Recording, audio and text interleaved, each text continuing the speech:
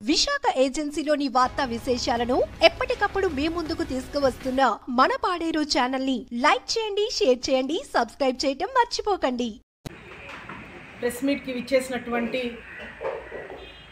YSR Congress party నాయకులకు, పాత్రికేయ మిత్రులందరికీ కూడా పేరు పేరున హృదయపూర్వకంగా నమస్కారాలు తెలియజేస్తా ఉన్నాను. ముఖ్యంగా ఈ ప్రభుత్వం వచ్చిన తర్వాత జరుగుతున్నటువంటి పరిణామాల మీద కొన్ని విషయాలు మీతో షేర్ చేసుకుందామన్న ఉద్దేశంతోనే ఈ కార్యక్రమాన్ని ఏర్పాటు చేయడం జరిగింది. సో ముందుగా ప్రధానంగా ఒక విషయాన్ని మీ దృష్టికి తీసుకొని రావాలనుకుంటున్నాను. కొన్ని రోజుల క్రితం విశాఖపట్నంలో జరిగినటువంటి ఒక సమావేశంలో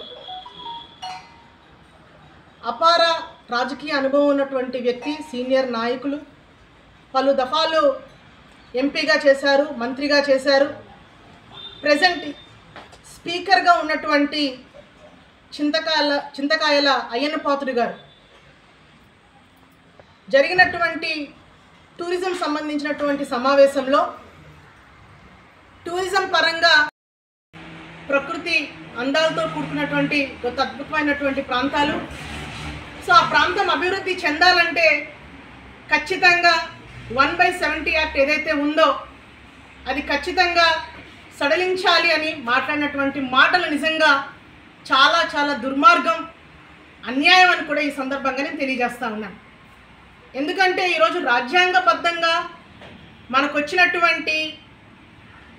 మనకున్నటువంటి హక్కులు కానివ్వండి, చట్టాలు కానివ్వండి, మన పూర్వీకులు ఏదైతే ముందుగానే ఆలోచన చేసి, ఎందుకంటే ఇలాంటి ఒక రోజున దుర్మార్గపు ఆలోచనతో కొంతమంది నాయకులు తయారవ్వచ్చు, వాళ్ళ నోట్ల నుంచి ఇలాంటి మాటలు వస్తాయన్న ఆలోచనతోనే మన పూర్వీకులు ఇచ్చినటువంటి 1/70 యాక్ట్ ఏదైతే ఉందో దాన్ని సడలించాలని ఆయన మాట్లాడినటువంటి మాటలు నిజంగా చాలా చాలా బాధాకరం. 1/70 యాక్ట్ ఉన్నప్పటికీ కూడా ఈ ప్రాంతాన్ని మనం డెవలప్ చేసుకునే అవకాశం చాలా చాలా ఉన్నాయి. ఒక స్పీకర్ స్థాయిలో ఉన్నటువంటి వ్యక్తి ఈ రకంగా మాట్లాడడం అనేది సరికాదు. ఇది ఒక ఎత్తు అయితే, మా నాయకుడు జగన్మోహన్ రెడ్డి గారు అప్పుడు ముఖ్యమంత్రిగా ఉన్నప్పుడు మీ అందరికీ ఒక సంఘటన మీ దృష్టికి తీసుకొస్తా ఉన్నాను. రంపచోడవరంలో ఫ్లడ్స్ వచ్చినప్పుడు కూనవరం ఏరియా సందర్శిస్తున్నటువంటి సమయంలో చాలామంది ఇల్లు లేక చాలామంది ఇబ్బంది పడుతున్నటువంటి సందర్భంలో ఒకళ్ళు అడిగినటువంటి ప్రశ్న, ట్రైబల్స్కే కాకుండా మాకు కూడా అవకాశాలు ఇవ్వండి, ఇల్లు నిర్మాణం చేసుకోవడం కానివ్వండి, ప్రభుత్వం నుంచి మాకు కూడా సహాయం చేయండి అని అడిగినప్పుడు అది కూడా ట్రైబల్ ఏరియా షెడ్యూల్ 5 పరిధిలో వస్తుంది కాబట్టి 1/70 యాక్ట్ అనేది ఉంది కాబట్టి దీన్ని చేయడానికి సాధ్యం కాదు అని చాలా సున్నితంగా తిరస్కరించడం జరిగింది. అసెంబ్లీ సమావేశాల్లో రెవెన్యూ శాఖ మంత్రిగా పనిచేసినటువంటి ధర్మన్న ప్రసాద్ గారు కూడా ఏదైతే అప్పుడు మాకు ఈ రెవెన్యూకి సంబంధించినటువంటి పలు అంశాలు మాట్లాడుతున్నటువంటి సందర్భంలో 1/70 యాక్ట్ అనేది గిరిజన ప్రాంతం షెడ్యూల్ 5 పరిధిలో చాలా ఒక గొప్ప చట్టం ఉంది. నిజంగా గిరిజనులకి అది రక్షణ కల్పించడానికి అవకాశం ఉంటుంది. అది లేని ఎడల గిరిజనులు అనే వాళ్ళు కనుమరుగైపోతారు. మళ్ళీ అభివృద్ధి అనే పేరుతో డెవలప్ అవ్వచ్చేమో కానీ మళ్ళీ గిరిజనులు అనే వాళ్ళు ప్రశ్నార్థకంగా మారే పరిస్థితి ఉంటుంది అని ఆ రోజు అసెంబ్లీ సమావేశంలోనే సాక్షాత్తు మంత్రి గారు చెప్పడం జరిగింది. అంటే ఈరోజు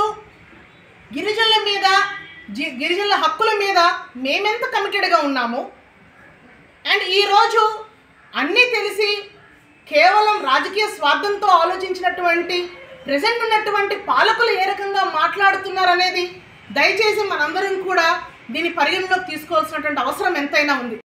అభివృద్ధి అంటున్నారు కదా, మరి మా ప్రభుత్వంలో ఎన్నో అభివృద్ధి కార్యక్రమాలు ఈ యాక్ట్ ఉండగానే మేము చేయడం జరిగింది. ఈరోజు ప్రజలకు ఉపయోగపడే, ఈరోజు మన్యం పార్వతీపురం జిల్లాలో కానివ్వండి, పాడేరు ప్రాంతంలో కానివ్వండి 500 దాదాపుగా 1000 కోట్ల రూపాయలతోని మెడికల్ కాలేజీని మేము అద్భుతంగా నిర్మించడం జరిగింది యాక్ట్ ఉండడంతోనే.